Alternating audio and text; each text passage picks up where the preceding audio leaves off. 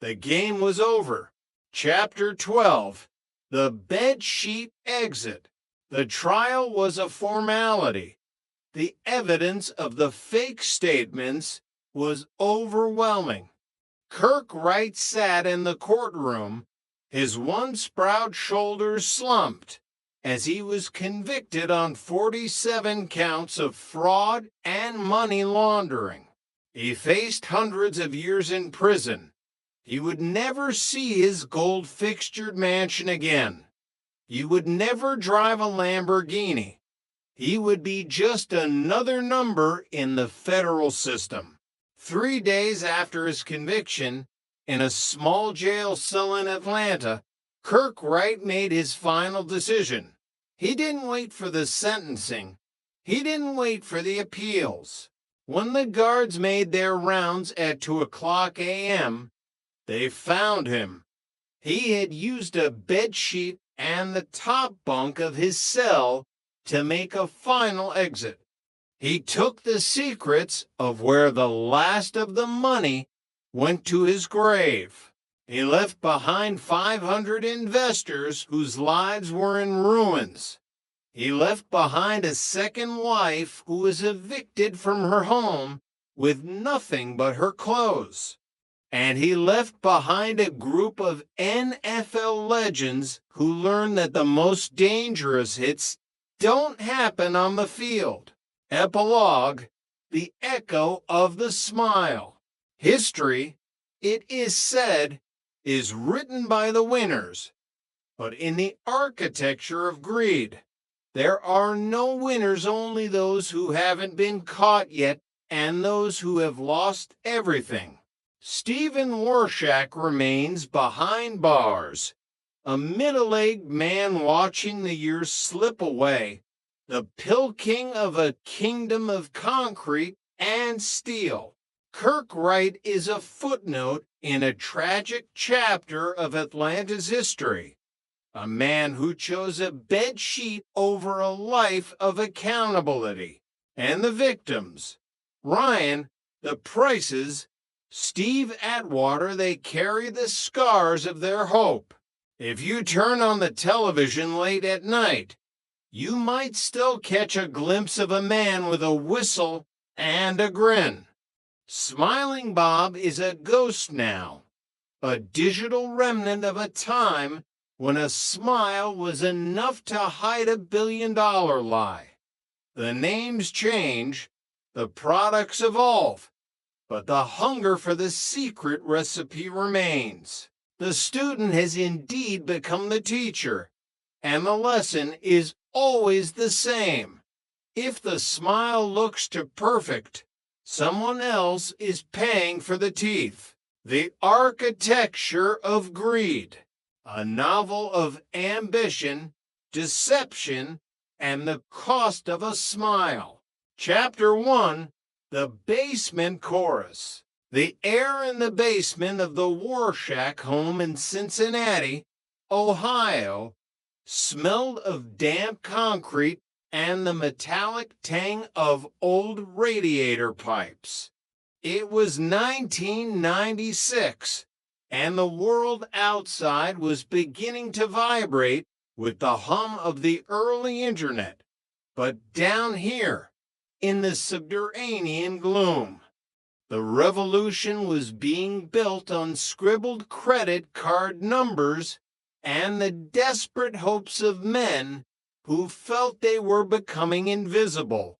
Stephen Warshak sat at a folding card table, a telephone pressed to his ear. He was 30 years old, possessing a smile that didn't quite reach his eyes, a smile that felt like a curated product even then. Behind him, his mother moved with a quiet, efficient rhythm, filing papers into cardboard boxes that would one day be replaced by mahogany cabinets and digital servers. "Yes, sir," Stephen said, his voice dropping into a register of practiced empathy. "I understand. It's about confidence. It's about feeling like the man you were 10 years ago. On the other end of the line was a ghost of voice from a Midwestern suburb, crackling with the static of insecurity. These were Stephen's first fish. He didn't see them as people. He saw them as data points of dissatisfaction. Berkeley Nutraceuticals wasn't selling pills yet. It was selling the idea of a solution. We'll get that shipment out to you. Just need the card number for the processing fee. The scratching of his pen on a yellow legal pad was the only other sound. In that basement, the smiling Bob phenomenon was a distant, unspoken dream, but the mechanics were already in place. Stephen wasn't just building a supplement company, he was building a vacuum. He realized early on that once you convinced a man to admit his deepest insecurity, you owned a piece of him.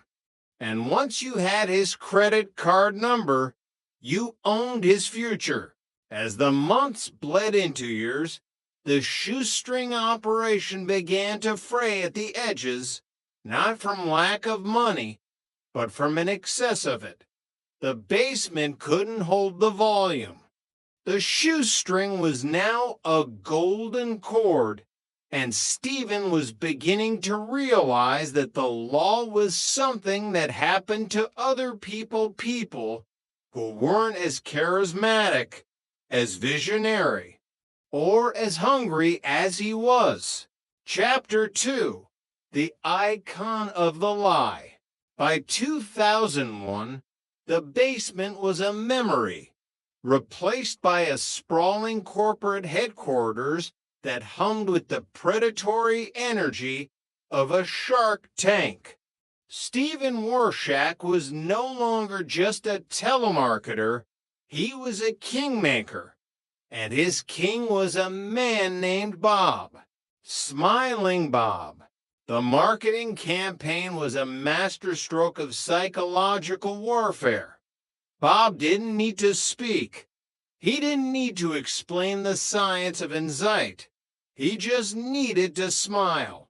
It was a grin of pure, unadulterated smugness, a look that suggested he knew a secret the rest of the world was too tired or too old to understand. The wonders of wood, the voiceovers would purr over slickly produced footage of Bob in a suburban paradise.